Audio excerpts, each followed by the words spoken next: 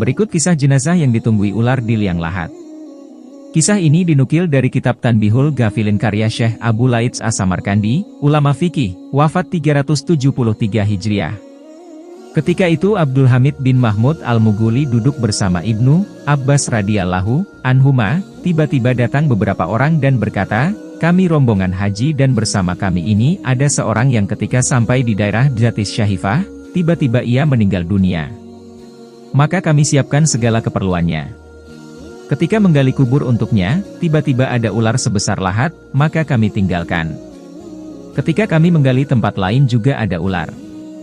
Maka kami biarkan dan kemudian menggali tempat lain juga kami dapatkan ular. Kami bertanya kepadamu, apa yang harus kami perbuat terhadap mayat itu?" Mendengar itu, Ibnu Abbas menjawab, "Itu dari amal perbuatannya sendiri. Lebih baik kalian kubur saja, demi Allah andaikan kalian gali bumi ini semua niscaya akan kamu dapati ular di dalamnya." Maka mereka kembali dan menguburkan mayat laki-laki itu di dalam salah satu kubur yang sudah digali itu.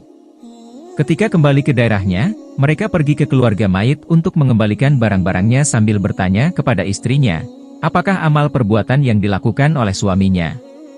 Jawab istrinya, dia biasa menjual gandum dalam karung, lalu dia mengambil sekadar untuk makanannya sehari dan menaruh tangkai-tangkai gandum itu ke dalam karung itu seberat apa yang diambilnya itu.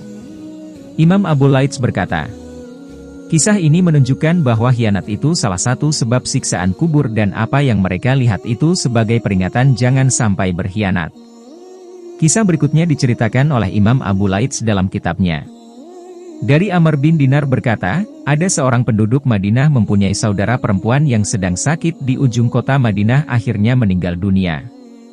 Jenazah perempuan ini pun dibawa ke kuburan untuk dikebumikan.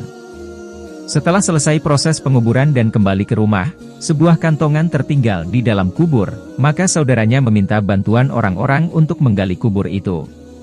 Setelah digali, kantongan itu pun ditemukan dan diambilnya. Saudara mayit itu berkata kepada orang yang membantunya itu, "Tolong aku ke tepi sebentar karena aku ingin mengetahui bagaimana keadaan saudaraku ini." Maka dibukalah sedikit lahatnya. Betapa kagetnya tiba-tiba dilihatnya kuburan itu mengeluarkan api. Ia pun segera meratakan kuburan itu dan kembali kepada ibunya dan bertanya, "Bagaimanakah kelakuan saudaraku dahulu itu?"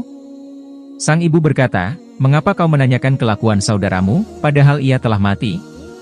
Anaknya tetap meminta supaya diberitahu tentang amal perbuatan saudaranya itu. Lalu diberitahulah bahwa saudaranya itu biasanya mengakhirkan sholat dari waktunya, juga lalai dalam bersuci. Selain itu di waktu malam sering mengintai rumah-rumah tetangga untuk mendengar percakapan mereka lalu disampaikan kepada orang lain sehingga mengadu domba, namimah, antara mereka. Naudzubillahi min zalik. Demikian sekelumit kisah nyata tentang dahsyatnya siksa kubur. Karena itu siapa yang ingin selamat dari siksa kubur, hindarilah sifat-sifat tercela seperti berkhianat dalam menjaga amanah, namimah, mengakhirkan waktu sholat, lalai dalam bersuci. Dan masih banyak dosa lain yang menyebabkan seseorang disiksa dalam kubur. Semoga Allah melindungi kita dari azab kubur. Ada keterangan menyebutkan bahwa bumi ini setiap hari berseru sampai 5 kali dengan berkata, 1. Hai anak Adam, Anda berjalan di atas punggungku dan kembalimu di dalam perutku. 2. Hai anak Adam, Anda makan berbagai macam di atas punggungku dan akan dimakan ulat di dalam perutku. 3. Hai anak Adam, Anda tertawa di atas punggungku dan akan menangis di dalam perutku. 4. Hai anak Adam, Anda bergembira di atas punggungku dan akan berduka di dalam perutku. 5. Hai anak Adam, Anda berbuat dosa di atas punggungku, maka akan tersiksa di dalam perutku. Sayyidina Utsman bin Affan radhiyallahu anhu ketika berhenti di atas kubur, beliau menangis. Maka beliau ditegur sahabat lainnya, "Engkau jika menyebut surga dan neraka tidak menangis, tetapi kau menangis karena kubur."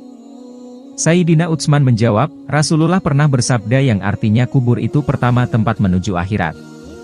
Maka bila selamat dalam kubur, maka yang di belakangnya lebih ringan.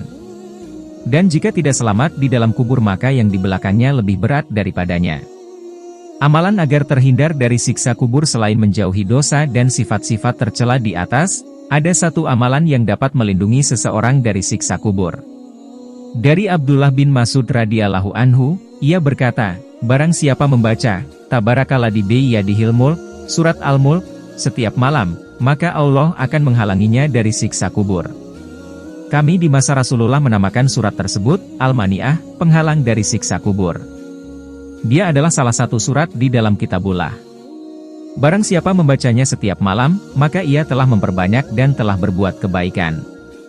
Hadis riwayat An-Nasai dalam Al-Kabir ayat 179 dan Al-Hakim.